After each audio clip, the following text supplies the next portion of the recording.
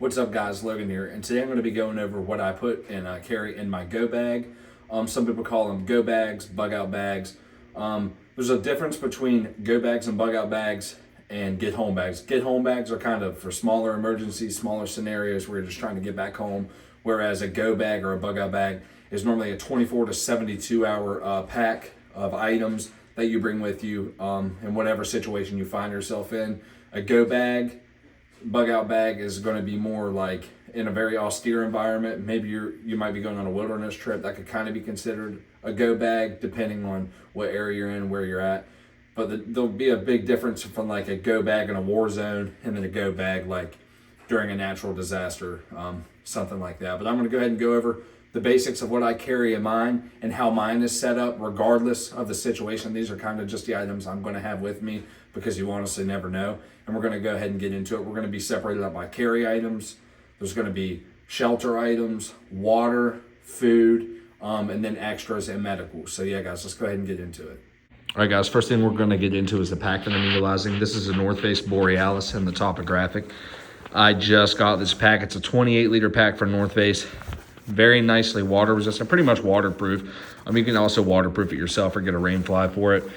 This compartment to start out with, you could put electronics, charger cords in here, a little waterproof sack, snacks, magazines.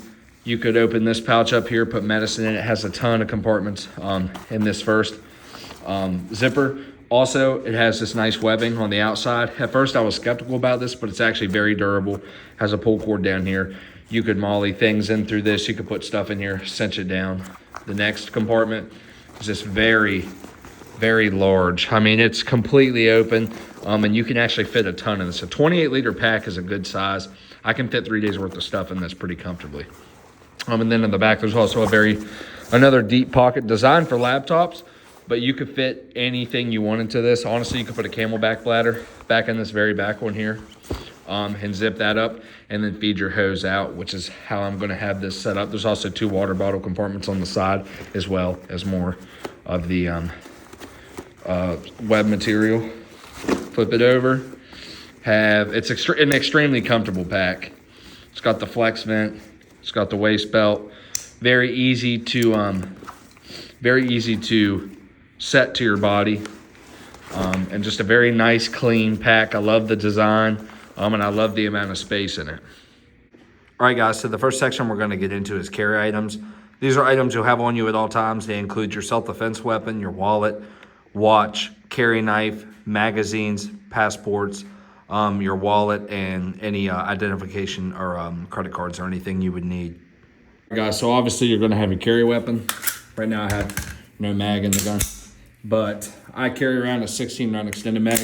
I keep that in the SIG. This is a SIG P365XL critical concealment holster, and then 2 extra magazines as well, regular size mags. Carry knife, I have this Gerber. My fiance recently got me this for my birthday, so I've been carrying this one around. Great knife. Have my Garmin Tactic 7 AMO LED edition. This is a GPS, as you guys know, satellite watch, GPS, tracks activities, health metrics. I mean, it does everything, guys. Highly recommend the Garmin, especially for navigation. Obviously have my passport, my wallet. You never know what you're gonna need the wallet for. Also carry about $100 in cash on it at all times. That's a good rule of thumb, especially for your go bag. But yeah, guys, that's the carry section. Pretty basic, self-defense firearm, wallet, IDs, passports, watch for navigation, a carry knife, you never know, it's a tool. Also self-defense if needed, and extra ammunition. All right, guys, up next we have water. So obviously I'm gonna have 3-liter Camelback filled up, put in the back of my pack with the hose running out. There's 3 liters of water. I'm gonna bring a Nalgene as well. And along with my Nalgene, I'm bringing some potable aqua. You put 2 of these in 1 quart of water, shake it, loosen the lid, then when you shake it, allow some of the water to get the rim of the whatever water bottle you're using. 30 minutes later, you have good to go water to drink. These are very, very affordable and they work very well. I've used them numerous times. And then obviously a Life Straw water filter as well, just in case, you never know.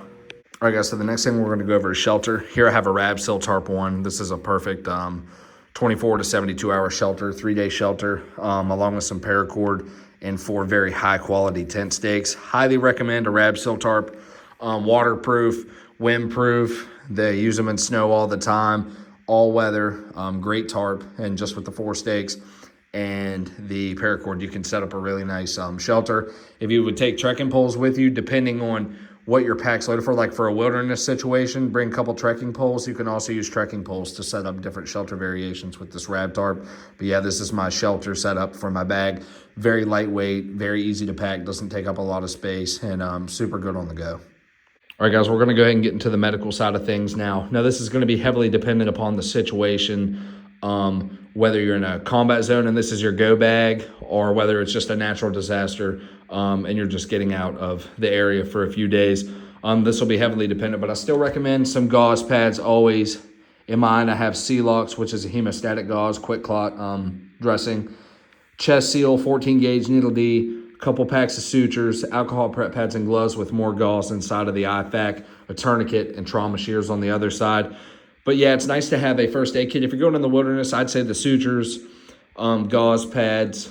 You wouldn't necessarily need quick clot. It's never a bad idea, but definitely gauze pads, alcohol pads, gloves, some bandages. This stuff's more for combat zones, the needle Ds and the chest seals, but you never know. And like I said, the situation's always heavily dependent, but it is nice to know you're prepared for whatever's thrown your way medically, and that you're able to treat it if need be. All right, guys, moving into meals. These are 2 servings per meal. These are the Mountain House Adventure meals. Have beef stroganoff, beef lasagna, more beef stroganoff, chicken teriyaki, biscuits and gravy, and another chicken teriyaki. 2 per day. Also, I would be packing some snacks, like before I would head out or whatever I'm doing, throw in some protein bars, maybe a couple protein shakes, something like that in the pack, tuna packets, what have you. But at least a minimum amount of meals, 2 a day of these big meals, as well as I'm obviously going to have my isobutane stove with me and my peak. We'll get into that here in a minute though, but you definitely want to come prepared, because if you're going to be out for more than 24 to 72 hours, longer depending, you're going to want to make sure you have calories. If you're moving on foot, you're going to want to make sure that you have the energy to do so, and carbs including. So this is just the main meals, but I would still recommend packing snacks, maybe some energy chews, little candies, jelly beans, whatever you would need, or whatever you like to use, like on long movements to keep your energy up. I prefer like the Honey Stinger energy gels, or a Honey Stinger waffle in general, but this is just to get an idea. All right, guys, now we're about to get into some of the smaller accessories and things that I'm going to include in the pack that didn't necessarily fit any of the categories. I guess some of them do fall into the categories, but I put them off to the side. Flares are especially important to be seen signaling, starting fires. They have tons of uses, and I'll always recommend to bring some flares along. A couple carabiners, clip them on the outside of your pack, put them in the pack wherever. You never know what you'll need a carabiner for, and they're extremely helpful. Here's my isobutane cartridge. This is a pretty big can. It fits, everything here fits in this pack. So I have the big one, but you could get the smaller ones. That would be good for 24 hours. But if I'm spending 3 days, and I would bring a bigger one. I have this Coleman Peak 1. It's like a $25 stove, works great, never had any issues, and they go together perfect. For binoculars for reconnaissance purposes, maybe you need to see something, or you see something in the distance and you don't want to get any closer to it. If you don't have a rifle with you with a scope and you just have your pistol sidearm, depending on the situation, is obviously what you're going to be bringing with your pack and in your kit.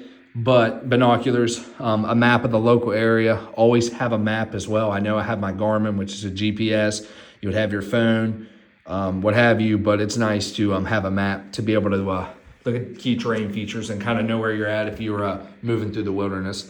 A waterproofing bag, the Seal Line waterproofing bag is obviously for electronics, cords, so like my portable charger here.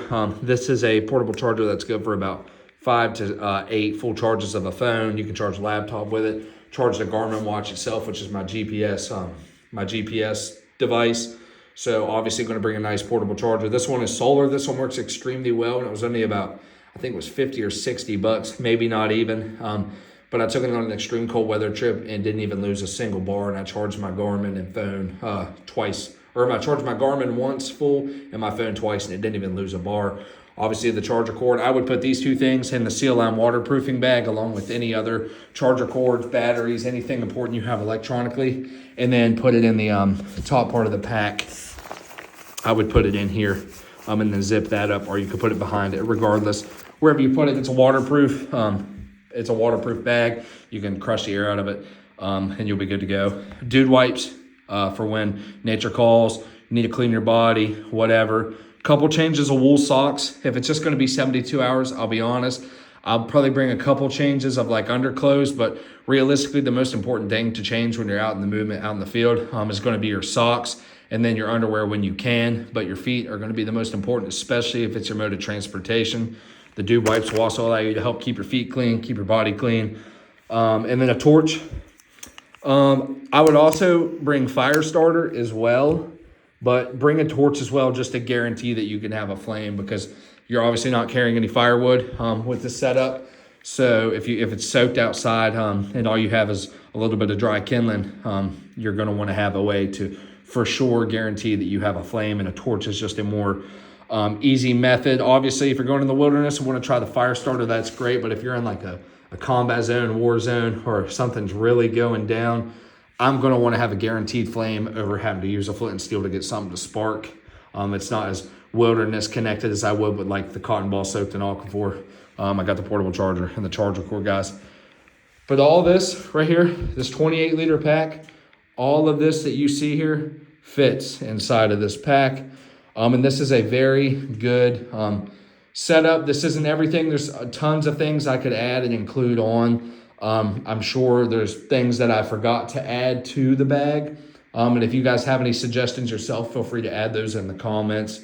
What I'm going to do now, guys, is get it packed up, show you kind of what it looks like when you put it on, and what all this stuff looks like fit inside of this bag, guys. But yeah, like I said, there's a ton of things you could add. There's things you could take away, replace with. There's lighter options. There's higher quality options. There's more expensive options, and there's cheaper options. But let me know what you guys think in the comments, how your setup is, what you prefer, and what you thought of mine. If you like this kind of content, please subscribe. And guys, I'm going to go ahead and get this packed up now and show you guys what the pack looks like when it's all set up and good to go. All right, guys, and to just show you how the pack kind of looks when it's full and everything's in it, this is how big it turned out to be. It's really not heavy at all. Have my Camelback hose that's fed over. And you can also take this, loosen the chest clips, and you can put the clip attachment on the edge of the Camelback. I just kind of feed them through like that. Pack, it's comfortable. Also has the waist belt that's on, an adjustable chest strap, and then free access. Pack's easy to get on and off. It's comfortable. It fits nice to the back, and not only that, even with the whole pack on, it's still very easy to pull out the carry weapon, which is my self-defense item for this particular go bag. If you guys enjoyed this video, please let me know. Tell me anything you have in your pack that I didn't have in mind, anything you can think of to make it better. Like I said, this is just a general idea. Very, very helpful for 24 to 72 hours. You can add certain things, take certain things away, but this is what I like to have with me and what I'll be taking in my particular go bag. If you guys enjoyed this, please, if you don't already, subscribe to the channel. It helps me out a lot, allows me to make more content like this. Let me know any ideas you guys have in the comments, and then any comments, criticisms on my specific bag setup, and then how you do yours differently. And yeah, let's just get some discussions going in the comments, guys. But as always, I'll see you guys on the next one. I appreciate you guys for watching.